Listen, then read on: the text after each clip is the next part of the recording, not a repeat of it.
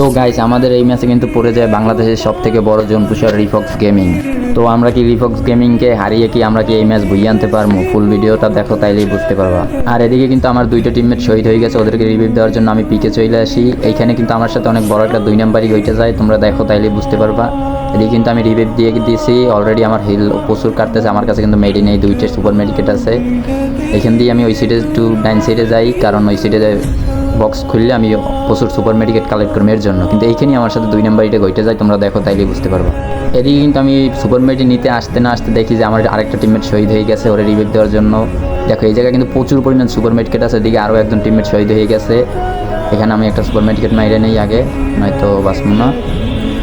এখানে কিন্তু আমি সব অ্যামোগুলো ফালাই আমি সুপার মেডিকেটগুলো অনলি কালেক্ট করতেছি, কিন্তু এইখানেই আমার সাথে 2 নাম্বারটা ঘটে যায়। কারণ এদিকে কিন্তু আমার গিল্ডের লিডার মাহিদ বিয়ে অলরেডি শহীদ হয়ে গেছে, ওদেরকে রিভিভ দেওয়া লাগবে। ওদের জোন ক্লোজ শুট হয়ে আসছে, দেখা যাক আমরা কি এই ম্যাচ বইয়ে আনতে পারবো।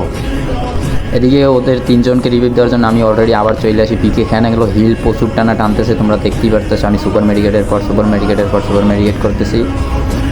অলরেডি আমার কাছে একটা সুপার মেডিকেটও নাই, একটা সুপার মেডিকেট আছে, না জানি আরও একটা ছিল।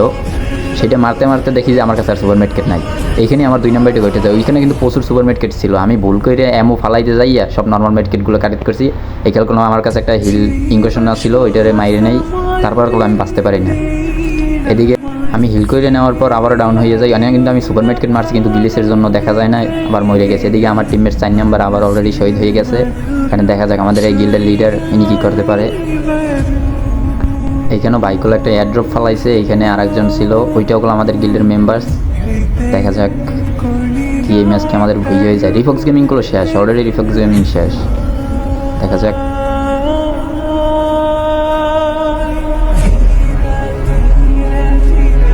এইখানেগুলো আমরা প্রচুর চিল্লাইতেছি যে ঘরের ভিতরে একটা এনিমি আছে, ওই সাইডে কিন্তু ছিল। এখানে হিল করে নেও, দেখা যাক মাহিদ ভাইকে এই ম্যাচ বইয়ে আনতে পারবে। এখানেগুলো এনিমি আছে, তোমরা দেখতে পারতেছো ভাই, এখানেগুলো ফুল ড্যামেজ। যাই হোক,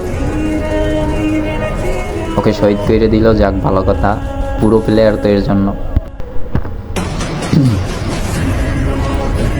এইখান দিয়ে আমরাগুলো প্রচুর পরিমাণ চিল্লেই বলতেছি ভাই তুমি ওই সাইড দিয়ে যাও, এইখান দিয়ে যাইতে পারবে না।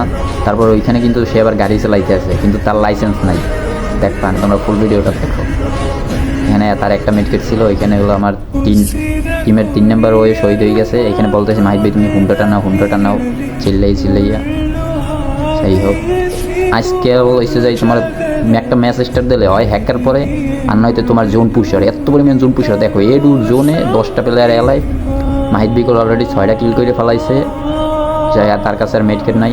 এখানে কিন্তু তার আবার লাইসেন্স নাই, এর জন্য ওই দেখো এইটুকু জোনে যদি এতগুলো গাড়ি থাকে, এখানে কিন্তু তারা এবার বলতেছে যে জোনে যাইতেছে কিসের জন্য, এই ফাইনালি তার লাইসেন্স